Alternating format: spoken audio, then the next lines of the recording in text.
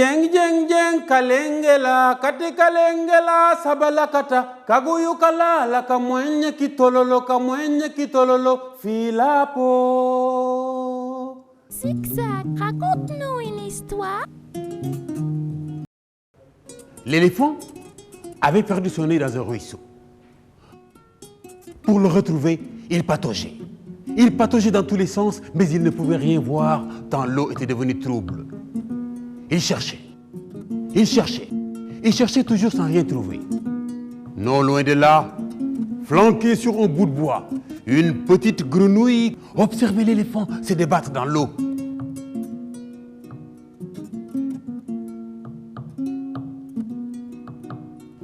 Elle lui dit: Oh, oh, oh, éléphant, éléphant, du calme. Du calme. L'éléphant s'immobilisa. Le ruisseau commença à rouler son eau pure comme du cristal. Aussitôt, l'eau devint transparente. L'éléphant aperçut son œil au fond du ruisseau qui brillait. Il planta sa main dans l'eau. Il prit son œil et le planta dans son orbite. Il était une fois un enfant tellement terrible, voire incorrect, comme Béi la chèvre, car son éducation était toujours à refaire. Il imitait tout ce qu'il voyait ou entendait. Mieux, il passait à côté des vieillards. Au lieu de les saluer sagement, il grimaçait. En un coup d'aile, Polor se promenant en direction du village de cet enfant.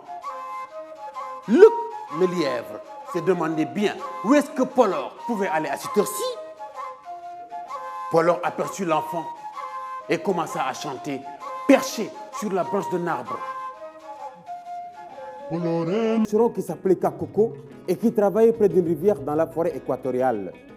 À l'aide de sa hache, il abattait des arbres pour fabriquer du charbon de bois avec leurs troncs et leurs branches. Or, en tombant, le plus gros des arbres détruisit l'énorme nid de moustiques qui s'était formé à ses pieds dans l'enchevêtrement des lianes.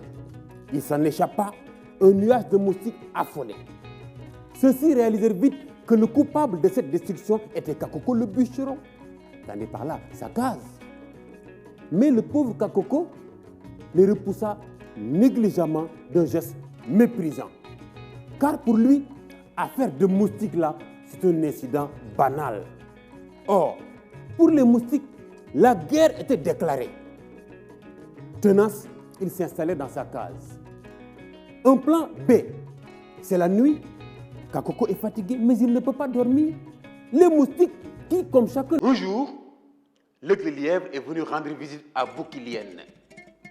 Après une longue discussion, Luc lui dit: Bouki, moi j'ai un petit problème.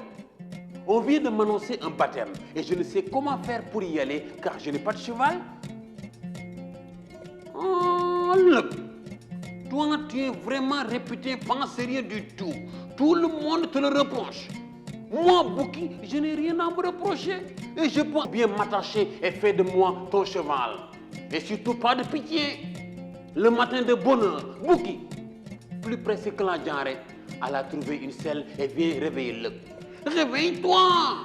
Mais tu passes tout ton temps à dormir! Luc se réveilla, se lava le visage, fit sa toilette, pendant que son ami Bouki s'impatientait. Et Luc, presse-toi! Presse-toi un peu toi aussi! On dirait une femme qui voyage. Maintenant, je vais t'attacher parmi les chevaux. Comme cela, des concerts à manger. Bouki, je t'amène ta part. Et Luc lui disait: Patience, Bouki, il ne reste qu'à servir, à distribuer les repas.